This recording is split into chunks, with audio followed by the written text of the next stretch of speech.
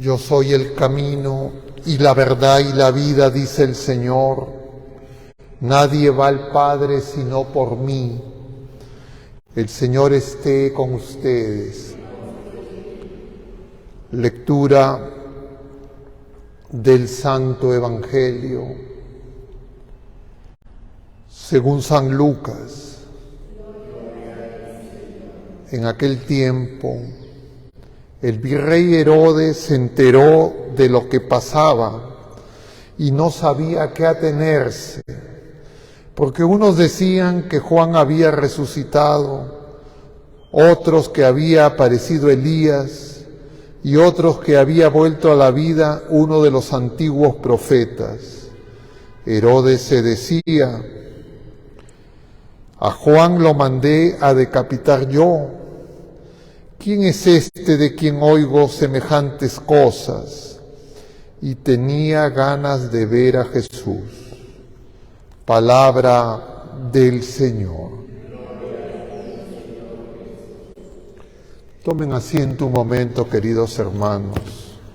Estamos en este jueves de la 25ª semana del tiempo ordinario, jueves eucarístico, y la enseñanza que se nos da es profunda y muy importante, pero podemos quedarnos en la superficie o podemos quedarnos simplemente con conocimientos o con sentimientos y no acoger al Señor que viene.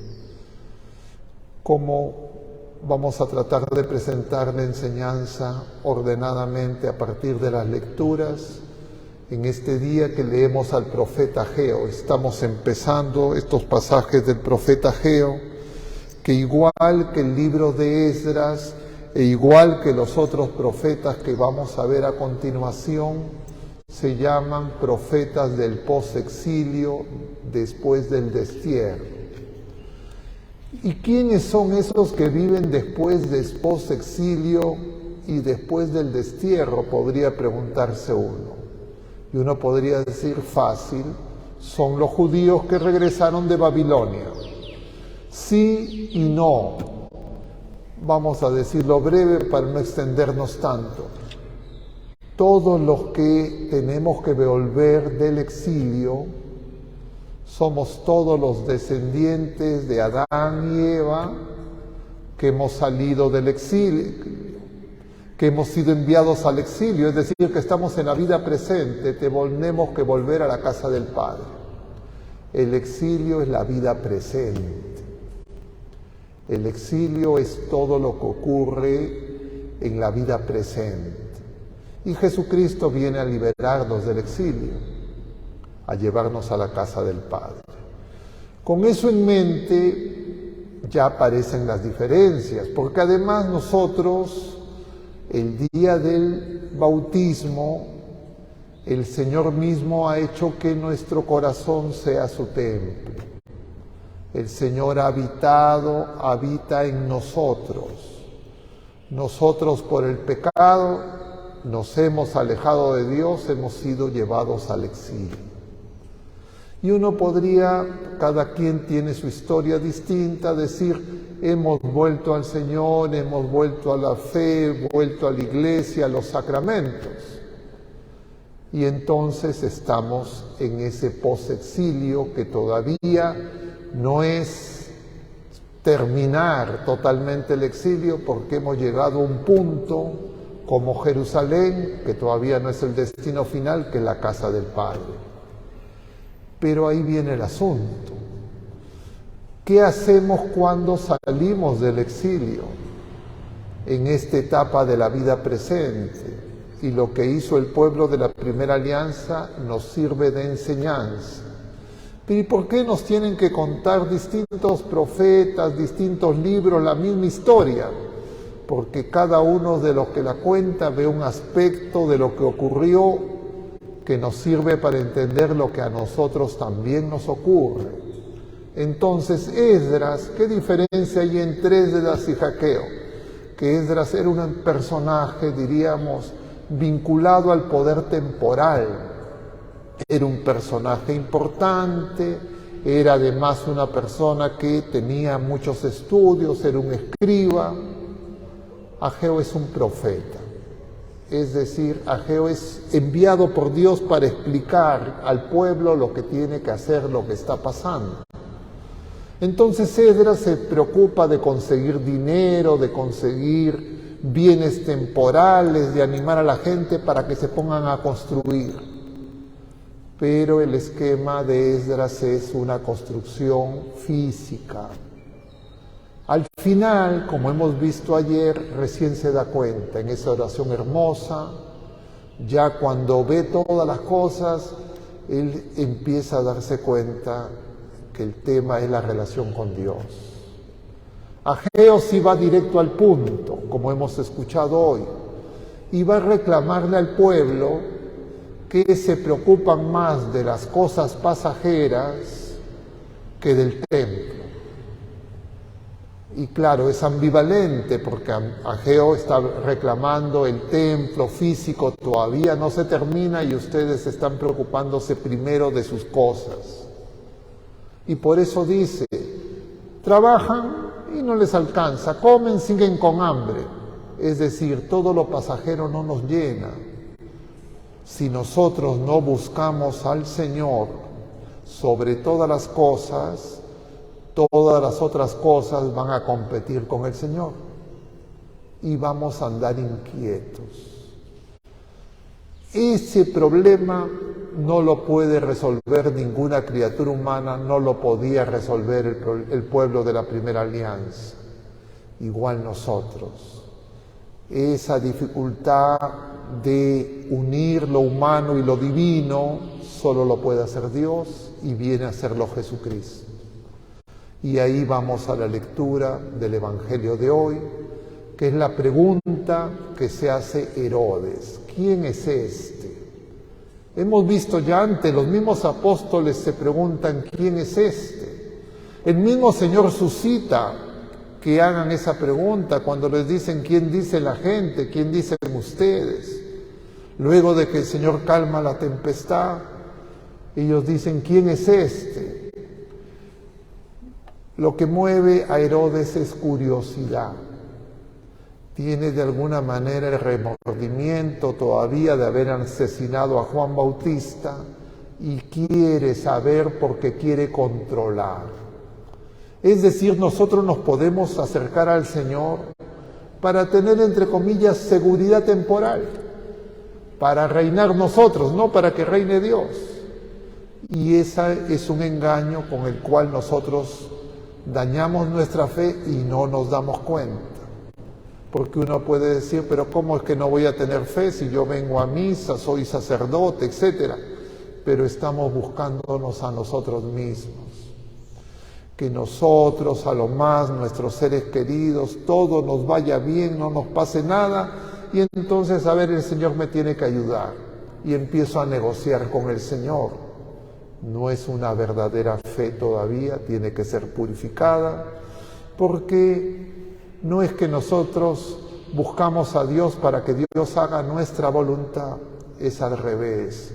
El Señor nos ayuda en las necesidades pasajeras para que nosotros descubramos que lo mejor que nos puede pasar es hacer su voluntad. Pero nosotros no queremos hacer totalmente su voluntad. Y tenemos que darnos cuenta que es así y tenemos que reconocerlo. ¿Y qué es lo que no queremos? Creo que lo sabemos. No queremos la cruz. No queremos el dolor. No queremos el sufrimiento. Tampoco queremos la muerte. Nos asusta, tenemos miedo. Y en el fondo desconfiamos del Señor. Entonces, nosotros necesitamos darnos cuenta que, incluidos los ateos, incluidos los agnósticos, incluidos los que tienen otras creencias religiosas, incluidos los que están esclavizados en el pecado, el ser humano desea ver al Señor. Pero no con una motivación recta. Esa motivación recta, el Señor la tiene que hacer recta. Nosotros mismos no lo podemos hacer. Es una gracia. Y eso lo hace el amor de Dios. Permanecer en el amor de Dios. No lo vamos a alcanzar estudiando más la Biblia. No lo vamos a alcanzar estudiando más teología. Lo vamos a alcanzar cuando nos demos cuenta que nosotros somos templo de Dios, que el Señor está haciendo ese templo y que nuestras acciones humanas o pueden ayudar o pueden entorpecer. Hay momentos que nosotros creemos que ayudamos, como creían ellos, que estaban ayudando al templo, daban cosas. Pero claro, eso después, ya en tiempos de Jesús queda más claro, todo era por interés. Y cuando tienen al frente al Señor no lo pueden reconocer y lo rechazan. Incluidos los apóstoles en su gran mayoría. Solo uno de ellos, ni siquiera Pedro, se pudo mantener en pie. Solo el discípulo amado, solo nuestra Madre Santísima, y nos dicen los evangelios 2 mujeres. 4 de una multitud que lo había clamado en el Domingo de Ramos. Claro, uno puede creer equivocadamente, decir, felizmente yo no soy así, felizmente eso es del pasado, yo sí tengo fe viva, tengo firme esperanza, yo nunca te voy a dejar, pero eso en realidad no lo podemos decir con firmeza hasta que pasemos la prueba. Y por eso es que nosotros necesitamos crecer en la fe, crecer en la esperanza y crecer en el amor. Y es el amor de Dios el que va a hacer que la unión sea fiel. Porque ni siquiera la fe podemos estar seguros de que es verdadera fe. Ni siquiera la esperanza, porque podemos decir, sí tengo esperanza, quiero ir al cielo, pero no quiero morir. Y entonces, ¿cómo voy a ir al cielo si no quiero morir? Pero el amor de Dios, el Espíritu Santo, Dios en nosotros, es el que nos tiene que mover, nos tiene que llevar en sus alas.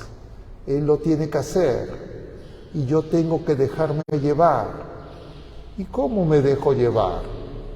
Justamente con lo que no queremos reconocer, que somos egoístas, que queremos para nosotros lo mejor, que queremos que los demás nos sean útiles, que vemos la vida en un sentido de utilidad y solamente y principalmente las cosas pasajeras, y que eso lo podemos identificar, pero no tenemos la fuerza para doblegarlo.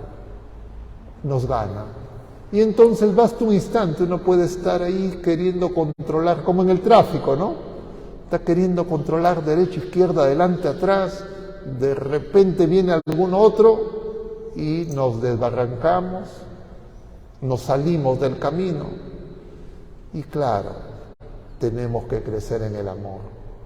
Para eso vengo a misa. Para eso tengo que darme cuenta que yo soy el templo.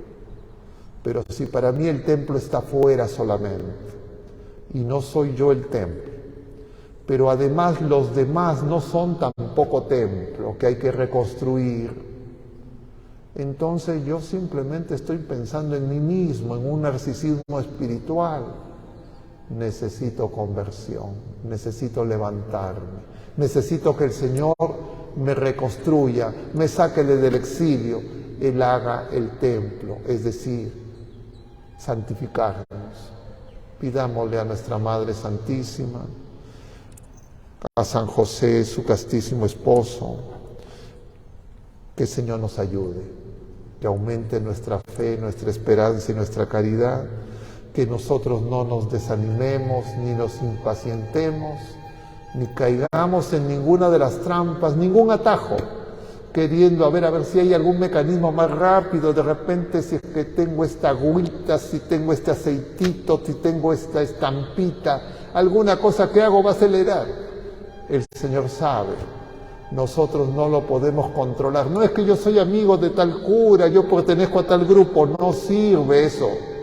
es una relación personal.